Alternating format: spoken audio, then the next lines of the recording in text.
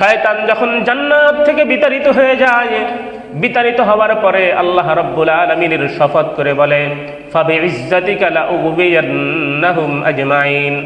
ও রব্বুল আলামিন, আপনার জাত এবং সিফাতের কসম খেয়ে বলি, লাউগবিয়ান্নাহুম আজমাইন, যাদের কারণে আমি পথভ্রষ্ট হলাম, আপনার রহমত থেকে বঞ্চিত হলাম, অবশ্যই তাদেরকে আমি জাহান্নামের মধ্যে নিয়ে যাব। এরপরে শয়তান দ্বিতীয় নম্বর আয়াতের ভিতরে বলে, ইল্লা ইবাদাকা মিনহুমুল মুখলাসিন, কিন্তু যারা আপনার একনিষ্ঠ বান্দা, খালেস বান্দা, আমি তাদেরকে পথভ্রষ্ট করতে পারবো না। আল্লাহ রাব্বুল আলামিন তার খালেস বান্দা, একনিষ্ঠ বান্দাদের কিছু বৈশিষ্ট্য বর্ণনা করতে গিয়ে সর্বপ্রথম যে বৈশিষ্ট্যের কথা আলোচনা করেন, আল্লাহ রাব্বুল আলামিন বলেন, ওয়া ইবাদুর রাহমানিল্লাযীনা ইয়ামশুনা আলাল আরদি হাওনা। আল্লাহ রাব্বুল আলামিন জানায় দেন, আমার একনিষ্ঠ বান্দা, খালেস বান্দাদের এক নম্বর বৈশিষ্ট্য হলো আল্লাযীনা ইয়ামশুনা আলাল আরদি হাওনা, যারা দুনিয়ার উপরে অত্যন্ত বিনয় এবং নম্রতার সাথে বিচরণ করবে। সূরাতুল ফুরকানের ভিতরে জানায় দিলেন, আল্লাযীনা ইয়ামশুনা আলাল আরদি হাওনা, যারা দুনিয়ার ভিতরে অত্যন্ত বিনয় এবং নম্রতার সাথে বিচরণ করে, অহংকার এবং তাকাব্বুর নিয়ে তারা বিচরণ করে না। হযরতে লুকমান আলাইহিস সালাম তার সন্তানকে নসিহত করেন, ও বৎস, ও আমার কলিজার টুকরা সন্তান, ওয়ালা তামশি ফিল আরদি মারহা, ভুলেও কখনো জমিনের উপরে দম্ভ ভরে চলাচল করবে না, অহংকারের সাথে জমিনের ভিতরে বিচরণ করবে না। কেন বিচরণ করবে না?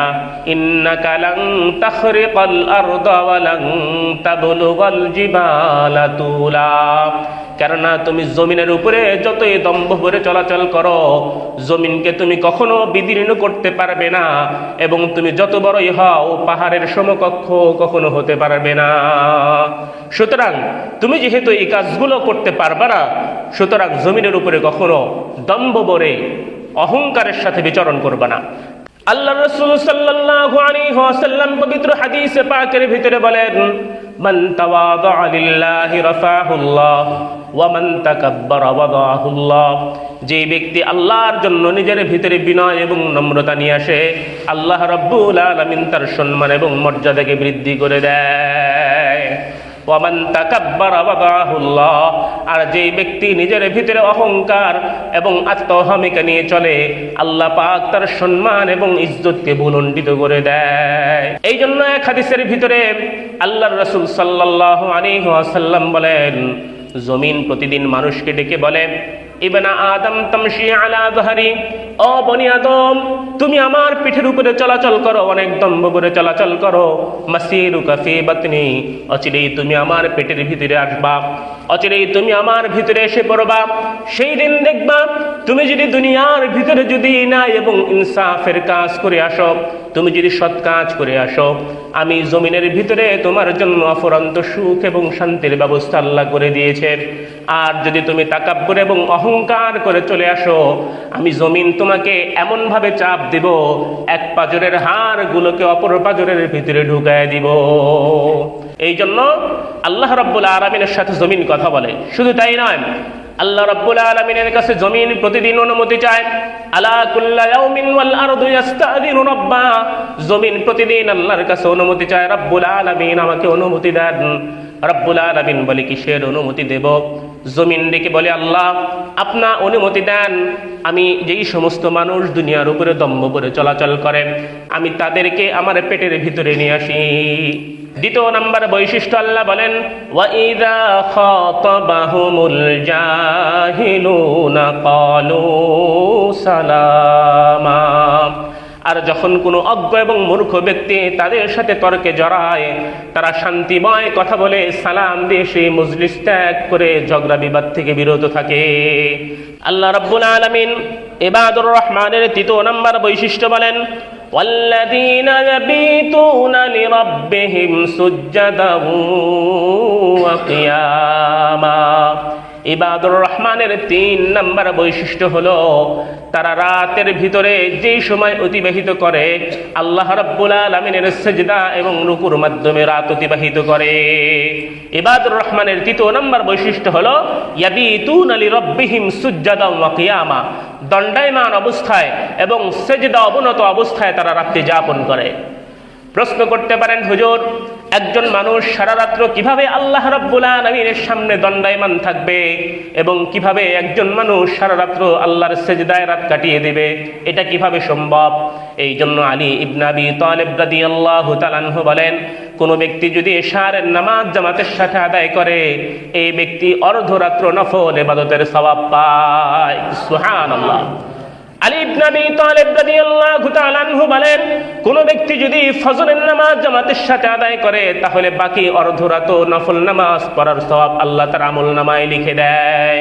সুতরাং কোন ব্যক্তি যদি এশা এবং ফজরের নামাজ জামাতের সাথে আদায় করতে পারে আল্লাহ পাক সুবহানাহু ওয়া তাআলা তার আমলনামার ভিতরে সারা রাত্র নফল নামাজের সওয়াব লিপিবদ্ধ করে দেয়। সুবহানাল্লাহ। তাহলে সারা রাত্র সেজদা অবনত অবস্থায় এবং দণ্ডায়মান অবস্থায় কাটানো কি অসম্ভব নাকি সম্ভব? অসম্ভব। সম্ভব। কেন? আমি যদি এশারের নামাজ জামাতের সাথে আদায় করতে পারি, ফজরের নামাজটা যদি জামাতের সাথে আদায় করতে পারি, আল্লাহ রাসূল সাল্লাল্লাহু আলাইহি ওয়াসাল্লামের হাদিস, হযরত আলী রাদিয়াল্লাহু তাআলা আনহু বলেন যে এই ব্যক্তিকে আল্লাহ রাব্বুল আলামিন সারা রাত্র নফল ইবাদতের সওয়াব দিয়ে দিবে। এই জন্য আল্লাহ রাব্বুল আলামিন বললেন, ইবাদুর রহমানের 3 নম্বর বৈশিষ্ট্য হলো ওয়াল্লাযীনা ইয়াবিতুনা লিরাব্বিহিম সুজদান ওয়া কিয়ামা, যারা রাত্র যাপন করবে, রাত্রি অতিবাহিত করবে আল্লাহ রাব্বুল আলামিনের সামনে দণ্ডায়মান অবস্থায় এবং তার কুদরতি পায়ে সিজদা অবনত অবস্থায়। এই জন্য কোনো মানুষ যদি ফজরের নামাজ আর এশারের নামাজ জামাতের সাথে আদায় করতে পারে আল্লাহ রাব্বুল আলামিন তার আমলনামার ভিতরে সারা রাত্র নফল নামাজ পড়ার সওয়াব লিপিবদ্ধ করে দেবে। ওমর ইবনুল খাত্তাব রাদিয়াল্লাহু তাআলা আনহুর জামানায় এক ব্যক্তিকে বাজারের পাহারাদার নিযুক্ত করা হয়েছিল। এই ব্যক্তি সারা রাত্র নফল নামাজ পড়ার পরে ফজরের নামাজ জামাতের সাথে আদায় না করে বাড়ির ভিতরে নামাজ আদায় করে সে ঘুমায় গেছে। ওমর ইবনুল খাত্তাব রাদিয়াল্লাহু তাআলা আনহু ফজরের নামাজের পরে যখন সমস্ত মুসল্লিদের হাজিরা নিচ্ছে তখন দেখে জামাতে উপস্থিত হয় নাই। ওমর ইবনুল খাত্তাব রাদিয়াল্লাহু তাআলা আনহু তার বাড়িতে চলে গেলেন, গিয়ে বললেন, তোমার ছেলে আজ ফজরের নামাজে অংশগ্রহণ কেন করে নাই, তার কারণ কি? ওই সাহাবীর আম্মা ডেকে বললেন, ও আমিরুল মুমিনিন, আমার ছেলে সারা রাত্র নফল ইবাদত করেছে, এই জন্য ফজরের নামাজে অংশগ্রহণ না করে, জামাতে অংশগ্রহণ না করে ঘরের ভিতরেই নামাজ আদায় করে সে ঘুমিয়ে পড়েছে। ওমর ইবনুল খাত্তাব রাদিয়াল্লাহু তাআলা আনহু বলেন, আমি ওমরের কাছে সারা রাত্র নফল ইবাদত করার চেয়ে ফজরের নামাজ জামাতের সাথে আদায় করা বহুগুণ উত্তম। সুবহানাল্লাহ। চিন্তা করতে পারি কথাগুলো। ওমর ইবনুল খাত্তাবের মতো সাহাবী বলেন যে সারা রাত্র নফল ইবাদত না করে শুধুমাত্র ফজরের নামাজ যদি জামাতের সাথে আদায় করতে পারে তাহলে এটাই তার জন্য উত্তম, সারা রাত্র নফল ইবাদত করার প্রয়োজন নাই। এই জন্য মুহতারাম হাজিরিন, আল্লাহর রাসূল সাল্লাল্লাহু আলাইহি ওয়াসাল্লাম ফজরের নামাজের গুরুত্ব কেমন দিয়েছেন হাদিসের ভিতরে আসছে। সাহাবায়ে কেরাম রিদওয়ানুল্লাহি তাআলা আলাইহিম আজমাইন বলেন, আমাদের জামানার ভিতরে প্রকাশ্যে বড় বড় মুনাফিক যারা ছিল, ইসলামের গোপনীয় শত্রু যারা ছিল, তারাও পর্যন্ত ফজরের জামাতে অংশগ্রহণ করত। যারা আল্লাহর রাসূলের জামানায় বড় মুনাফিক ছিল তারাও ফজরের নামাজ ত্যাগ করার কি করতো না, সাহস করতো না।